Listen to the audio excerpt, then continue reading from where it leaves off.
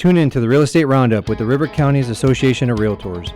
Join us every last Thursday of the month at 12 p.m. on Fiesta 99.1 and every Saturday at 8:30 a.m. on Mix 104.1 as we explore the latest in real estate. Whether you're buying, selling, or just love real estate, don't miss our expert advice and exclusive insights. So grab a cup of coffee, sit back, and let's explore the dynamic world of real estate in our vibrant River Counties community. Catch Real Estate Roundup and make your property dreams a reality. Hi, and welcome to the River Counties Association of Realtors Real Estate Roundup. And today, our guest is Lisa Calfee. Lisa, welcome to the show. Glad to be here. Thanks for having me. So let's get into this here and have our listening audience start to get familiar with who you are and what you can do. So give a little bit of background of yourself so people start to get that connection with you. Absolutely. So I have been doing real estate for the last 12 years.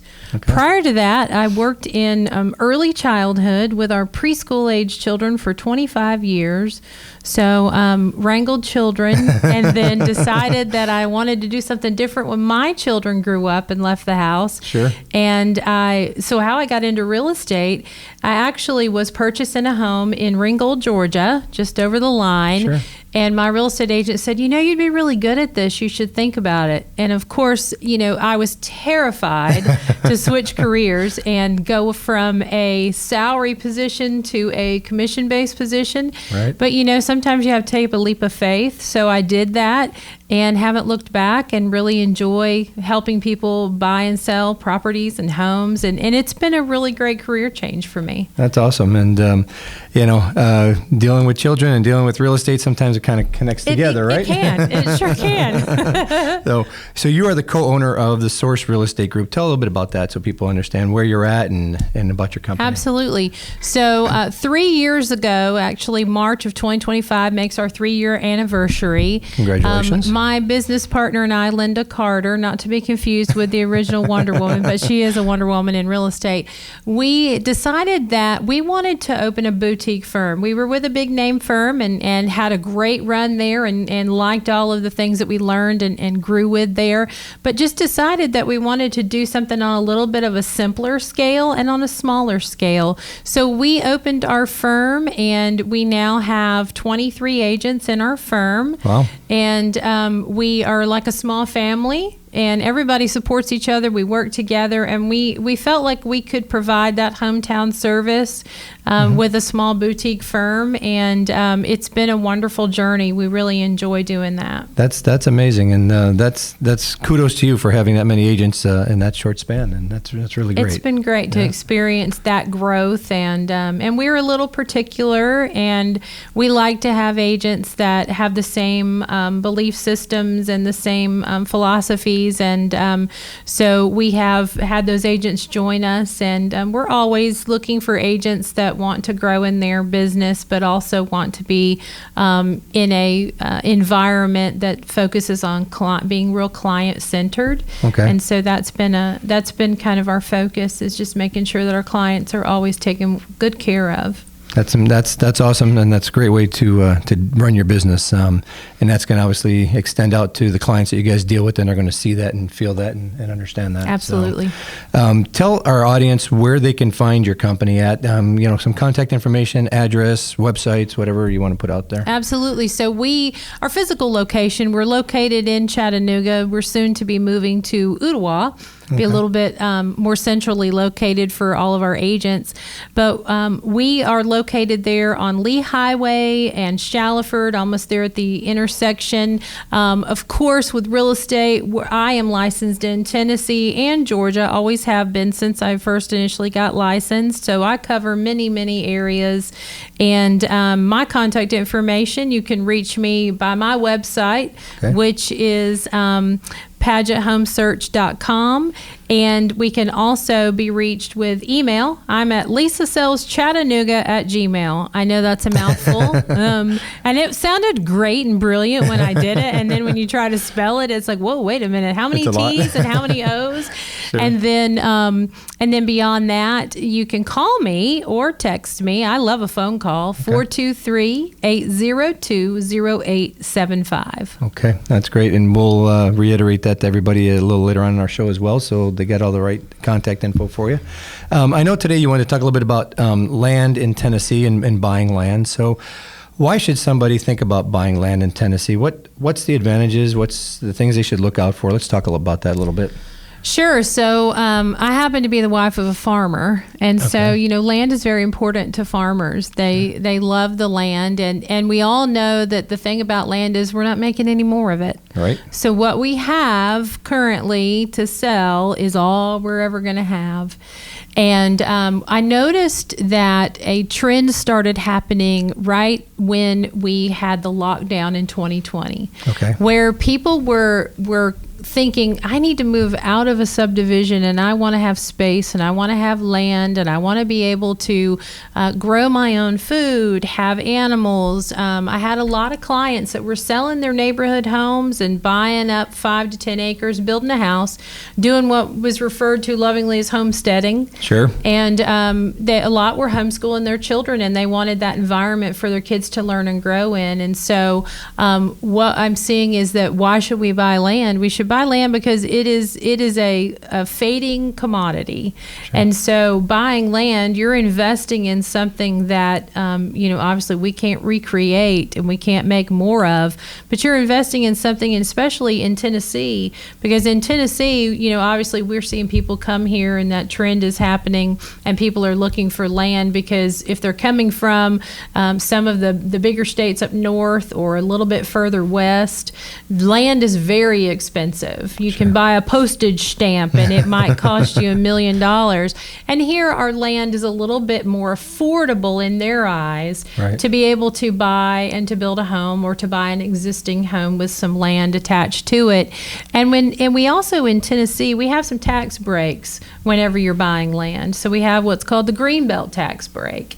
And that Greenbelt tax break is if you are buying land of a certain size, you can get a break on your taxes, and you can put it into the Greenbelt, and those land taxes are going to be assessed at a lower rate. So that is something that is definitely appealing when you're buying land in the state of Tennessee, is to be able to take some of those tax advantages. I just learned something there. I did not know about that. So there you go. And I hope our audience just learned that as well. So land use considerations. Let's talk about that. What should potential buyers know about zoning, land use, building restrictions when they're purchasing land here in Tennessee? What should they look out for?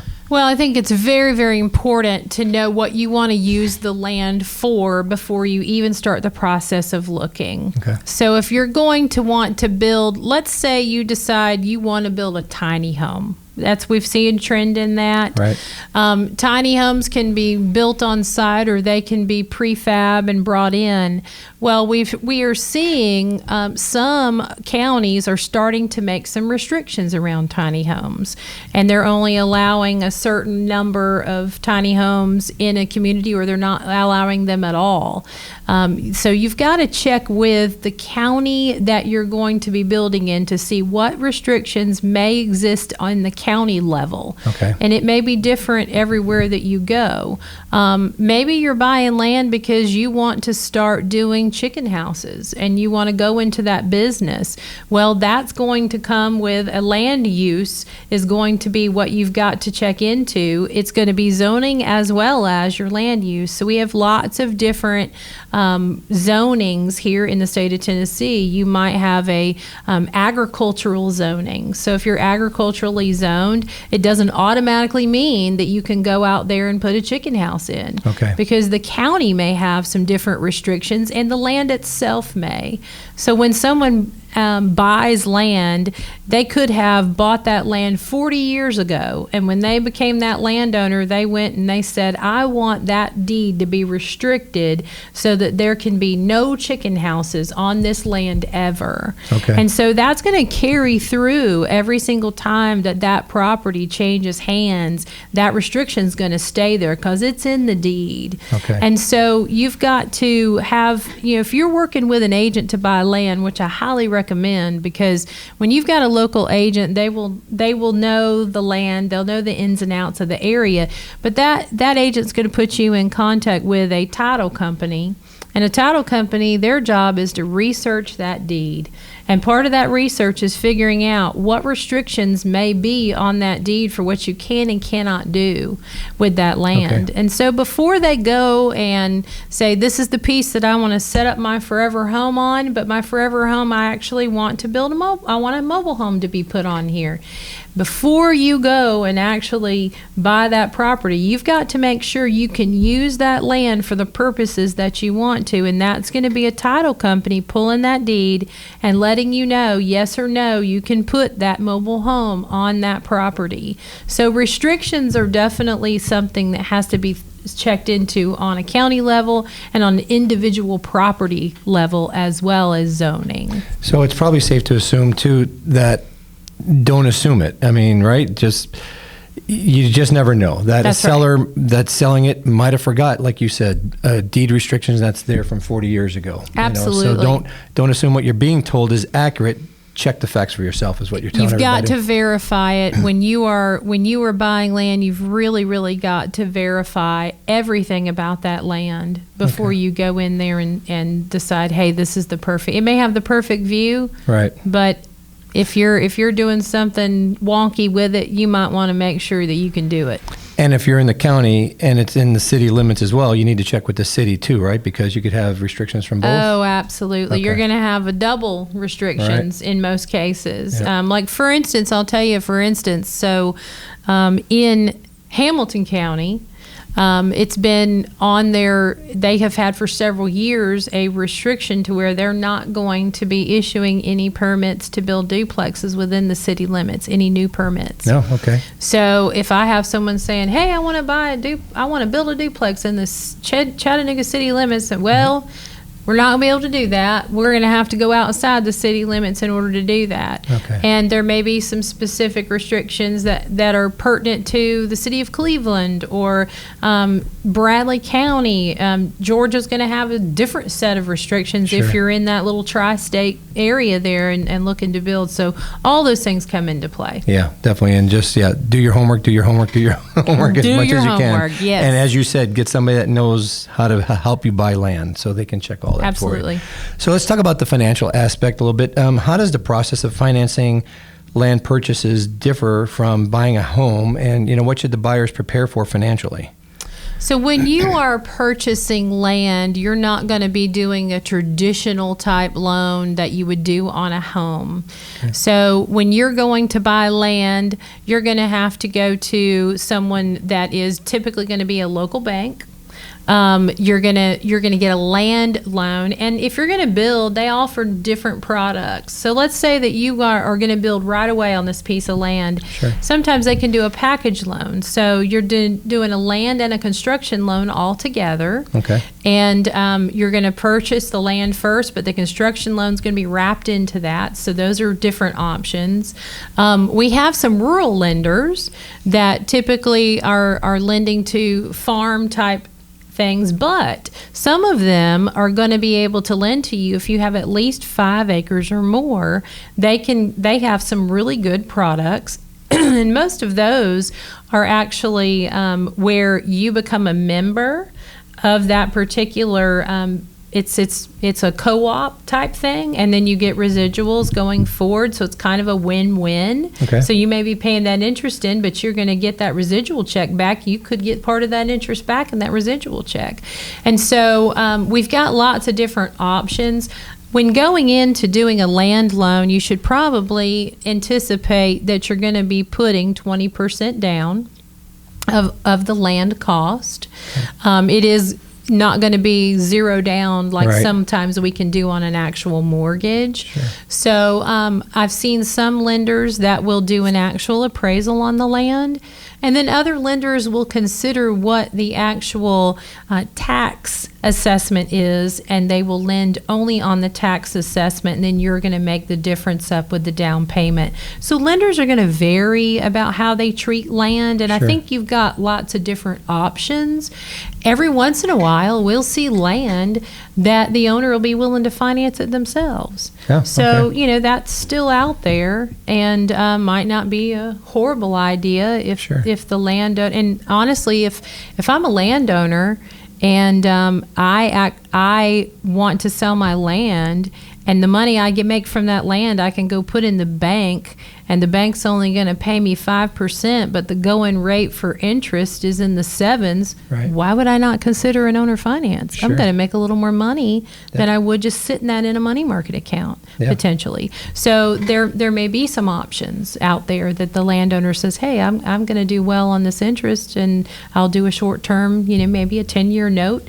And that might work out really well for someone that is self-employed, that is a little bit more difficult to go to the bank and lend money. And so I think you've got a lot of options when it comes to land. You just have to go down that traditional path of going to a bank. Okay. And it sounds like you got the expertise to get them down the right road and figure out all their options. Yeah, I love doing land. Land is fun. It sounds like it, yes. And it's fun when you can get in the side by side and go trompsing around on the land. And Sure. I always have a pair of boots in the back of my vehicle because I'll never forget the one time I went to go show some land, and I had to get out and open the gate, and I got there before the client, and my mud boots were in the very back of my SUV.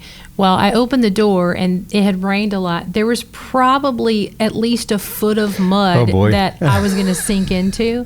So I had to do some calisthenics, crawl to the back of my SUV, get my mud boots out, There you go. get them on so that I could traipse through the mud to open up the gate. But the key to being a realtor, that is always being prepared for the unexpected. And when you're walking land, you got to make sure you have your boots on you and in your vehicle, because you just never know. That's good. That's good advice for people. Well, when you're going to look for land, don't wear your dress shoes. Don't wear your high heels.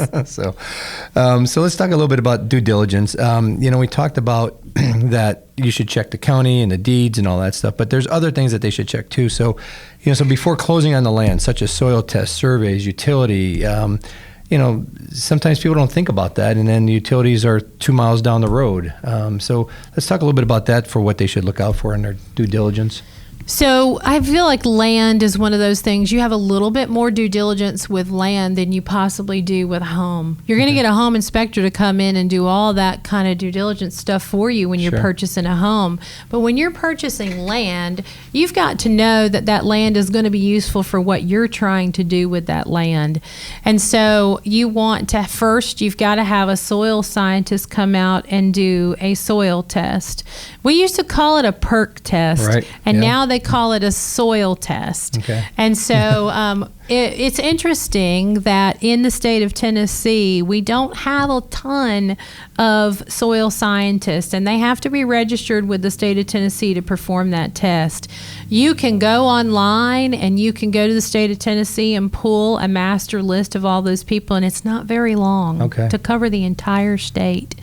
And so you got to think about the fact that you've got all these subdivisions going in, and all those subdivisions, they've got to go do soil tests on all those lots. Right. And then you have all of the general public that is trying to buy land, so they stay busy. So there's a backlog probably. And there is. So you have to prepare for that. And so when you're working with a real estate agent, we've got to know our timelines. We've got to plan way ahead to give plenty of time to get that perk test, soil test done, and that could take us 3 to 6 weeks to even get them out there and do that test. Now, pretty quickly after they come where they're going to be able to put the septic. And so the reason you're getting that is because if you've got let's say you have 5 acres and you've got this great view from the top of that 5 acres, and that's where your heart is set on putting that house, and you don't want to put it down below because there's nothing to look at down below. Right. Well, if that soil test comes back that it will not perk, and what we're checking with a soil test is to see if we can put a septic tank. So unless you're close to the city limits where you're going to be able to get, or some parts of the county that are a little bit further out that they've already run sewer to, if there's not sewer, you got to see whether or not that septic tank is going to be able to go in there. And so you've got to have that knowledge, because if you're out there thinking, hey, this is my building site, this is the only place I'll build, and he comes back and says, I hate it for you, but you're not going to be able to build there, you've got to have time to know whether or not you're going to proceed with purchasing that piece of land. Right. So our due diligence is the time that we're getting all the facts to make sure that you're going to proceed with the purchase. Another key thing, and this is really coming up a lot lately, we've had it come up 3 different times just within agents in our office this year, is people just are shying away from getting a survey. Okay. And I think it comes back to another backlogged industry that they just don't have the manpower to come out and do a survey quickly. Right. And so the thought process is, well, it's okay. I won't do it because I've got this little app that kind of shows me the property lines, or there's a lot of hunting apps that you can walk property with that'll kind of show you property lines. But we have to remember that's digital. Yeah. It is not the posts and the stakes that were put in the ground by the surveyor out there with his apparatus where he's measuring and actually taking the deed that might say, from the oak tree to, 20 paces to the other meets and bounds and all the terms we learned in real estate school that we never use. They are doing the official measuring. So on land, I highly, highly recommend a survey. Okay. You just don't know exactly where those property lines are until you get that survey. And the seller may, with good intention, have marked it for you, but what if he marked it wrong? Yeah. And we just can't trust that that's where it is. And there may be some pins that you can find that were in the ground from a long time ago, some markers. But getting a survey is one of the most important things you can do, along with getting your soil test done so that you know exactly where those property lines lie.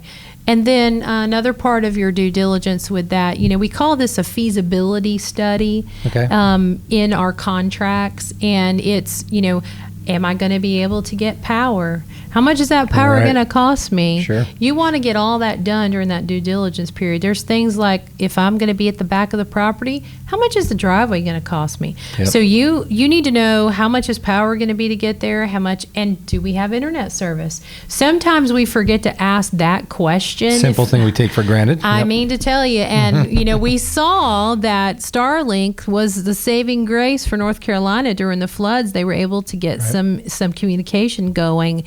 And, you might be out there and think, oh, no, I'm stuck with satellite internet and I work from home and I have to have dependable, fast internet. This may not work for me. It may not be the right property.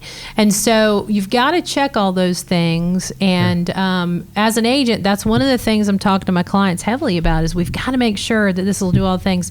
The other thing that you can possibly do is if you've got a builder picked out, have the builder come out and look at it with you. Make sure that the plan you were going to build is going to fit that property. Because if it doesn't, then you might need to look for another piece. Yeah, and I think a lot of people, they get excited about it. They love it. They can envision their house, like you said, on top of the hill, but that doesn't mean that's going to automatically happen. So. Yeah, and we also want to be able to look at the maps that have been drawn out for potential flooding and make sure that we're not in a flood zone, we're not in a flood plain, or might have part of the property that is, but part is out of it and just fine. We do that on residential homes too, because if you're going to have to pay for flood insurance, that can be costly. You got to know that ahead of time. And I agree with you with the survey because I've been in this business for 30 plus years too, and you can never take any of that for granted. And plus, you don't want a neighbor encroaching on your property or whatever. At least if and you got you're going to be good to go if somebody ever does. Absolutely. So. You may have a right of way or an easement going through the property. Those are all things that you want to know ahead of time. So when we're doing a home purchase, we might have 10 to 14 days of a home inspection, but we're doing way more than that with a feasibility study because we got a lot to look at. Yep, definitely. And there's a lot of information. It's not that simple. But Absolutely. with the right realtor, such as yourself, you can get through all that. Yes, you can. Yes, you can. So as we get towards the end of our show here, so future potential. So how does Tennessee's growth and development affect the future value and desirability of owning land in the state? Well, I think what we're seeing, again, is we're seeing people that are coming from places where land costs are so incredibly expensive that they can afford to have a life that they desire by coming to Tennessee. Now, are we experiencing fast growth? Yes, we are. Right. We are experiencing tremendous growth. And we still have smaller communities throughout the state that are not going to grow as fast because of their location to a larger city. Right. But you take Cleveland, for example. Cleveland's growing at a really rapid rate. And I saw something, of course, it was on Facebook, so you can believe everything that's on Facebook. Yes, you can. But I saw a post on Facebook not too long ago that Cleveland was in one of the top 10 fastest growing cities in the state of Tennessee. Wow. And I think those of us that live here might believe that, considering the amount of traffic on Paul Huff. But we are seeing that growth, and a lot of people are coming here because they want the mountains. Sure. They want the beautiful scenery, which I grew up in Florida, and I was a flatlander. Yep. And once I got out of it when I was 19 and I came to the mountains, I never wanted to go back because the mountains are just gorgeous. Yep. But when we're looking at everything and how we're developing here, we also have to be sure that our infrastructure is in place. Right. And that we have everything we need to support the amount of growth that we're experiencing. And I think we've done a really good job of that in East Tennessee. Obviously, if you're going through Chattanooga, you can see we're working on the split for people coming from the south Sure. up. We're constantly working to try to make that split a little bit better. We're working on the interstate. We're trying to make sure that we have everything that we need to supply the amount of growth that we're experiencing. Builders are still building new neighborhoods. Right. Things are still on the go because you know what? People still are getting married. They're starting their families. They're downsizing. We're going to continue to have growth because we don't live in a society any longer where you stay in the house forever. Mm-hmm. You raise your kids in it and you stay in it for 30, 40 years until, right. It's time for you to go into a, little condo and enjoy retirement. Right. People move about every 5 to 7 years. Yeah. And so building is going to continue to happen. And I am enjoying seeing our younger generation wanting to homestead and wanting to be on land. Yeah. It is really interesting. And I grew up on 7 acres, and we had a pond, and we went fishing every day. We had dogs. We had a great time growing up. It was a wonderful childhood to be able to just go outside and get lost, and your mom call you in Sure. for dinner. Yep. And I think we're seeing that. The generation that my children are in, they're going back to that lifestyle. They Yep. want that.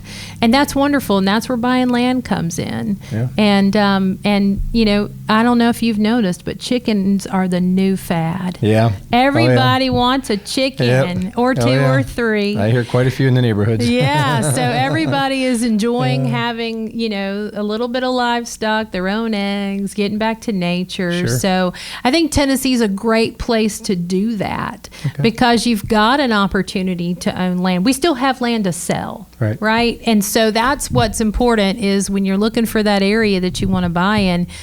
I have people sometimes that'll say, I want to buy land and I want to be as close to Chattanooga as I can because that's where the airport is. Right.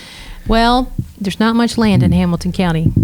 No, and like you said, they don't make more. Give your phone number and your email address one more time, please. Absolutely. So 423-802-0875. Call me. My email address is lisasells, SELLS, Chattanooga@gmail.com. Thank you, Lisa, for being here. We appreciate it. Thank you for having me. Thank you. Do you imagine a career with flexibility and limitless income potential? It's possible by becoming a Realtor. The River Counties Association of Realtors, located right here in Cleveland, Tennessee, is ready to help you unlock your potential. We're your go-to resource for guiding you to obtain your Tennessee real estate license. We're more than just realtors. We're a vital part of our community. Partnering with local charities, we work tirelessly to make a difference. Join the River Counties Association of Realtors today, where your career can thrive and community can too. Visit rivercounties.com or call 423-476-5912. Your new path awaits.